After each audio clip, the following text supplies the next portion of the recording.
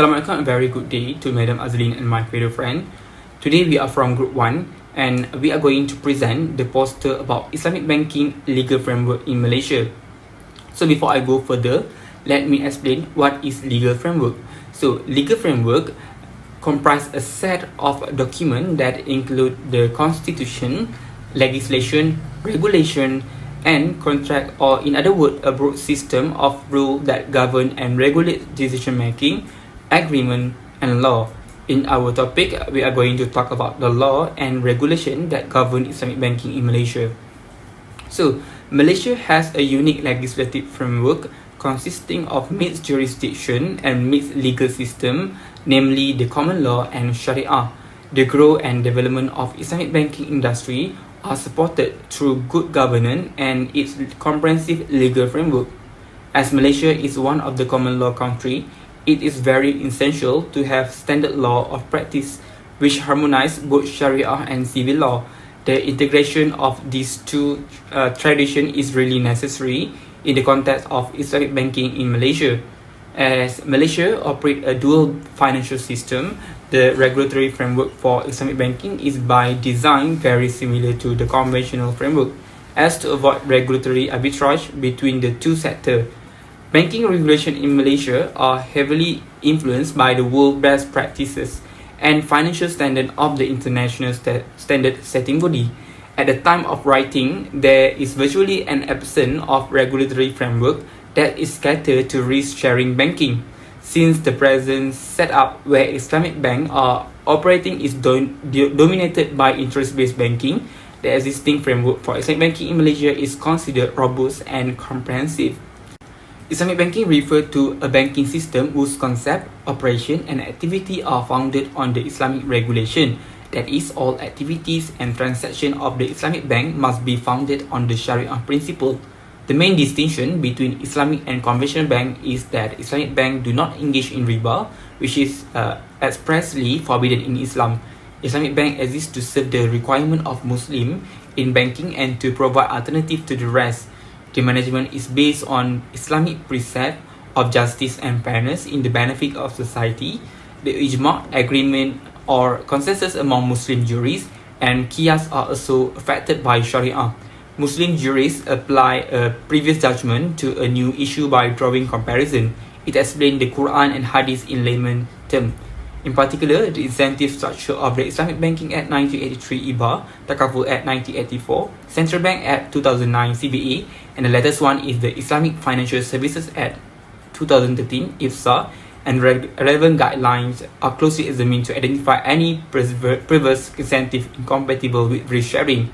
Moving on to the next important thing in Islamic banking, the Sharia Advisory Council (SAC) of Bank Negara Malaysia was founded in May 1997. The SAC is empowered to determine Islamic law for Islamic banking, takaful financial and development finance services, as well as any other business founded on Sharia principle and regulated by the Bank Negara Malaysia.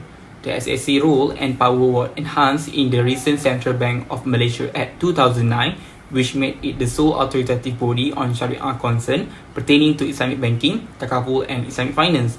The SAC judgment supersedes any contrary Sharia ruling issued in Malaysia, and the court or arbitrator must follow the SAC ruling in any proceeding involving Islamic financial transaction. By virtue of the CBA, the BNM Sharia Advisory Council (SAC) has the authority to judge Islamic law on any financial situation and to issue Sharia decision upon request. BNM must consult the SAC on any Islamic financial businesses matter requiring a SAC ruling on Islamic law. A court can submit any Sharia question in proceeding connected to Islamic financial firm to the SAC for a binding judgment, Section 56 and 57 CBA. Next is the important act for Islamic banking in Malaysia to follow, which is Malaysia has in 2013 introduced a new act, IFSA, with the intention to reconfigure the Islamic financial system from risk transfer to risk sharing base. IFSA 2013, an act to provide for the regulation and supervision of Islamic financial institution, payment system, and other relevant entity, and the oversight of the Islamic money market and Islamic foreign exchange market, and to promote financial stability and compliance with Sharia for related, consequential, or incidental matters Besides that, the Security Commission has been aggressive in adopting several steps to promote Islamic banking and capital market practices in the country, to promote the orderly development of the Islamic capital market, norm governing the issue, and offering a wide range of Islamic investment vehicle and services are continuously reviewed. The SAC of the SC also has a strong Sharia governance framework, evaluating and deliberating on Sharia matters relating to capital market product and services in Malaysia. The SAC will provide better clarity and uniformity on Sharia-related capital market concern. The SC requirement must be followed by all Islamic banks participating to ensure the Islamic banking system remains strong and compliant with all regulation and law. Assalamualaikum and hi, my name is NISA BINTI SAMLAH with metric number 269439. So in 2013, the Islamic Financial Services Act IFSA 2013 was introduced. The Act was enacted to provide for the regulation and supervision of Islamic financial institutions and oversight of the Islamic capital market to promote Sharia compliance and financial stability. It consists of 18 parts containing 291 sections and 16 schedules, and it emphasizes 4 key dimensions, namely a Sharia governance framework, Sharia standard for each Islamic financial product, preemptive measure to address issues that may affect the interests of depositor and policyholder, and lastly, the effective functioning of Islamic financial mediation. For Suruhanjaya Security or Security Commission Malaysia, Islamic Bank must follow the rules and guidelines set by the SC.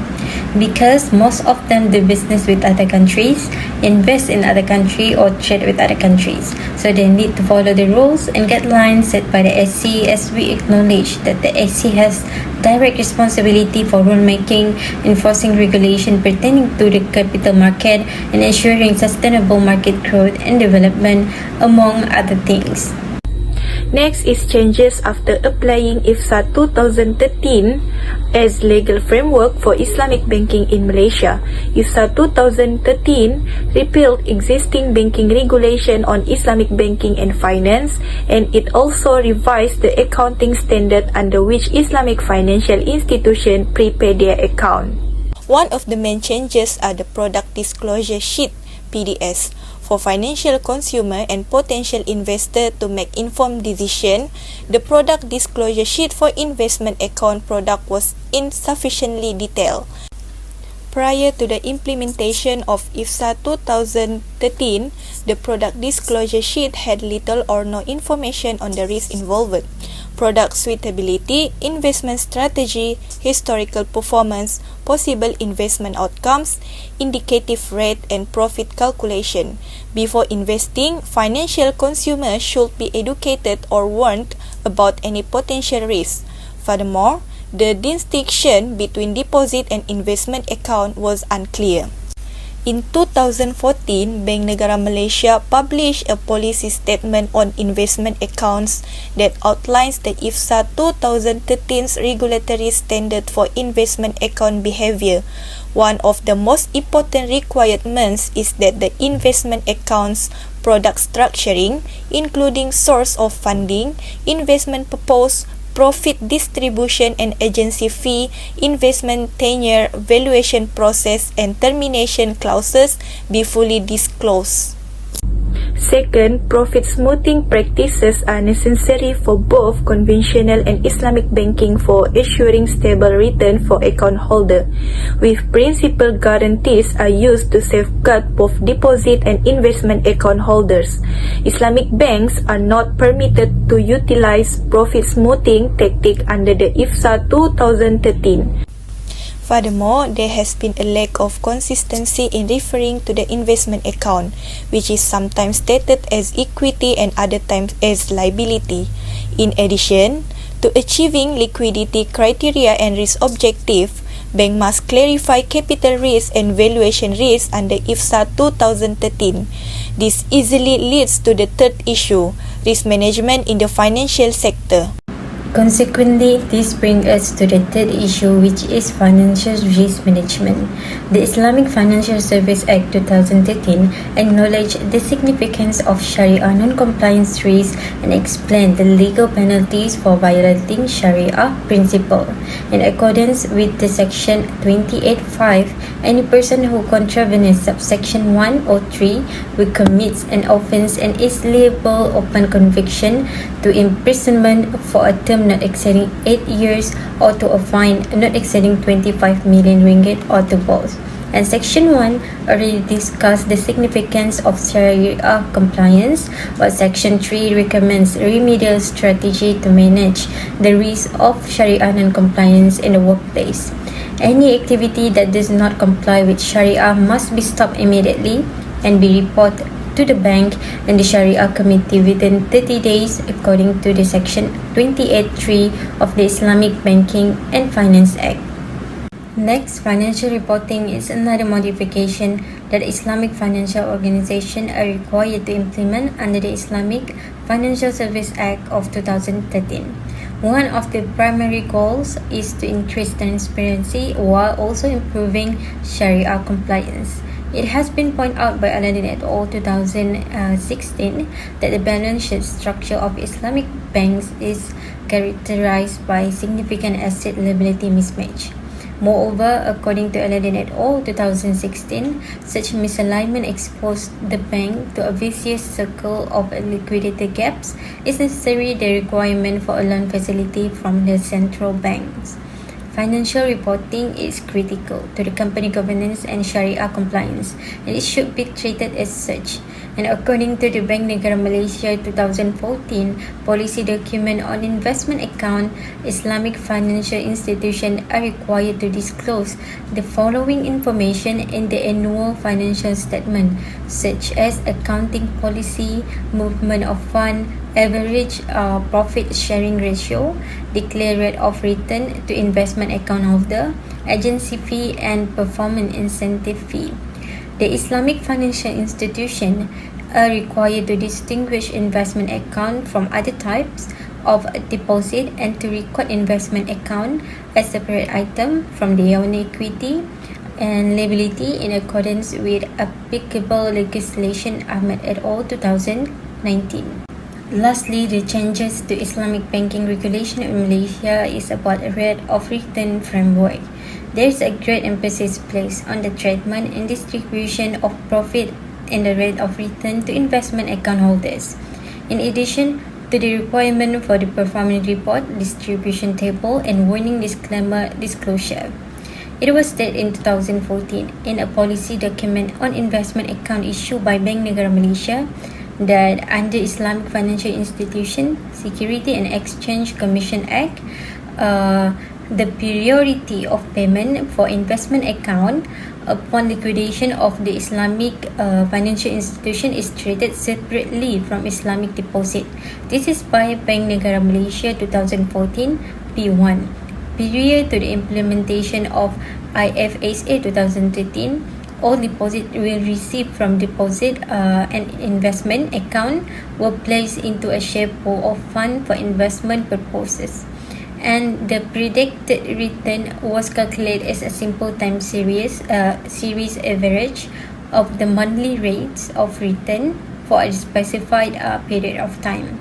Due to the change the Islamic Financial Service Act 2013, the return on an investment account is based on the actual performance for underlying asset and therefore susceptible to financial losses and market instability. The Essential Law of Islamic Financial Service Act 2013. The first essential law is payment system. Under the payment system, provision is strengthened to regulate designation of payment system and Islamic payment instrument. Designation of payment system in subsection 39(1), where the bank is of the opinion that a disruption in the operation of the payment system could affect public confidence in the overall payment system of Malaysia or impact the monetary or financial stability in Malaysia. A. In the case of an operator of a payment system who is subject to the supervision or oversight of another supervisory authority in Malaysia. the minister on the recommendation of the bank and such supervisory authority. Designation of Islamic payment instrument in subsection 41.1, where the bank is of the opinion that A, an Islamic payment instrument may be of widespread use as a mean of making payment and may affect the payment system in Malaysia, and B, it is necessary to maintain the integrity, efficiency, and reliability of the Islamic payment instrument. Next, under Sharia requirement, subsection 28.1, an institution shall at all times ensure that its aims and operation, business, affairs, and activities are in compliance with Sharia.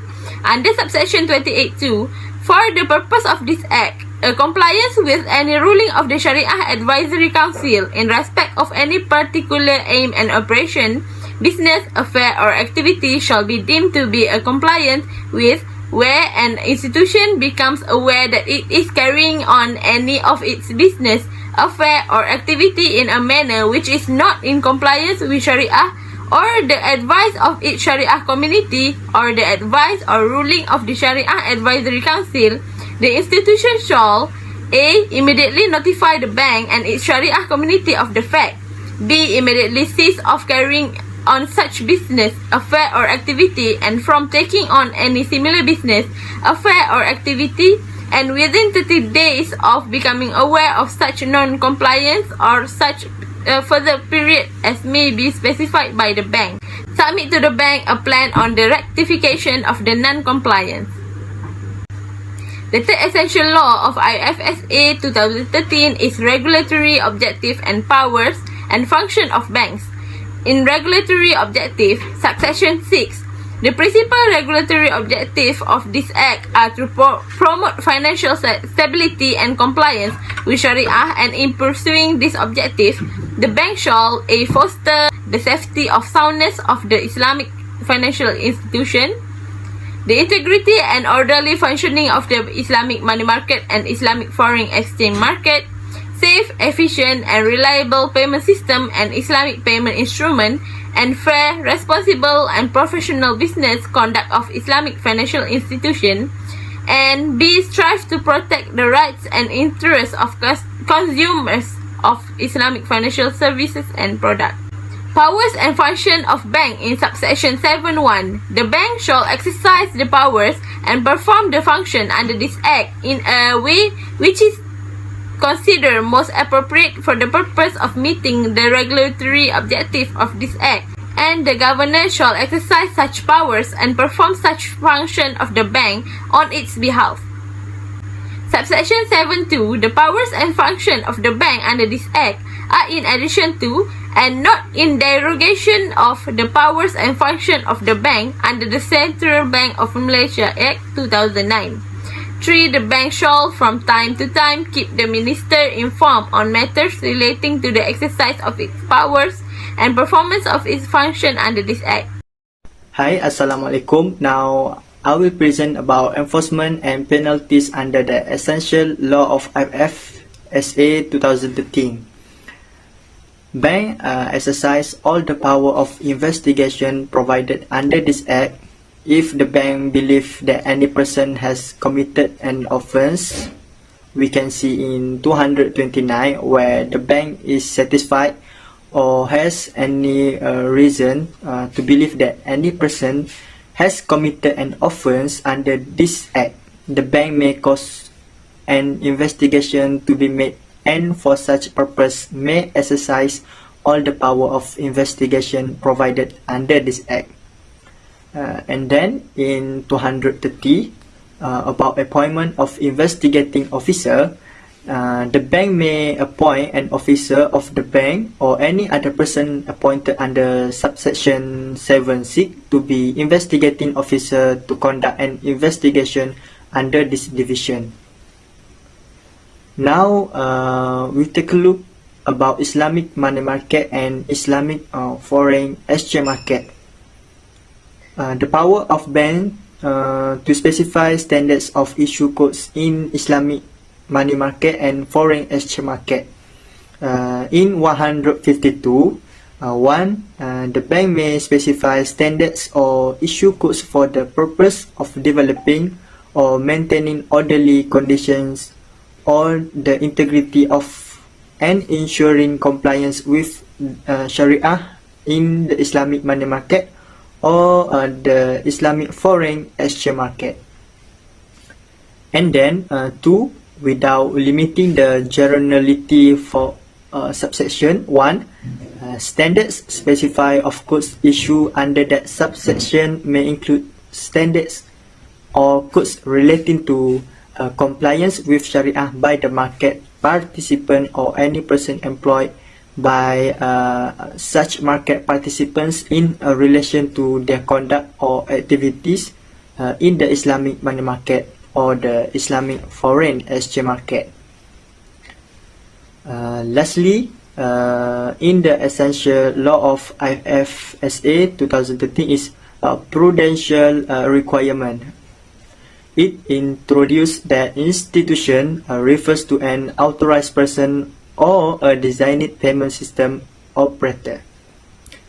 In 57.1 about power of bank to specify standards on prudential methods, the bank may specify standards on prudential methods to promote A. The sound financial position of an institution, or B.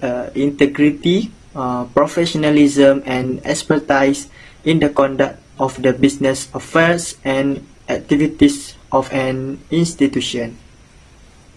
For conclusion, Islamic legal framework in Malaysia is justifiable and comprehensive since Malaysia operates a dual financial system where each component is appropriately equipped with full-fledged supporting mechanism. This banking regulation guide provides a high level overview of the governance and supervision of banks, including legislation, regulatory bodies, and the role of international standards, licensing, the role of liquidity, foreign investment, liquidation regime, and recent trend in the regulation of bank. BNM has broad power of supervision and control over banking institutions licensed under the Islamic Financial Services Act 2013. In discharging its supervisory function, BNM adopt a risk-based supervision approach under which financial institutions are assessed and monitored based on the risk profile and advocacy of risk management system. PNM has issued various guidelines relating to prudential matters applicable to banking institutions, including standards relating to capital adequacy, Sharia, compliance, and the others law. As presented by us, Islamic Financial Services Act 2013 is a very important law for all Islamic banking institutions in Malaysia. The Islamic legal framework in Malaysia is very comprehensive, and this is very important to ensure that the Islamic banking system continue to gain attention, trust, and be able to compete with the conventional banking system. So that's all from us. Assalamualaikum.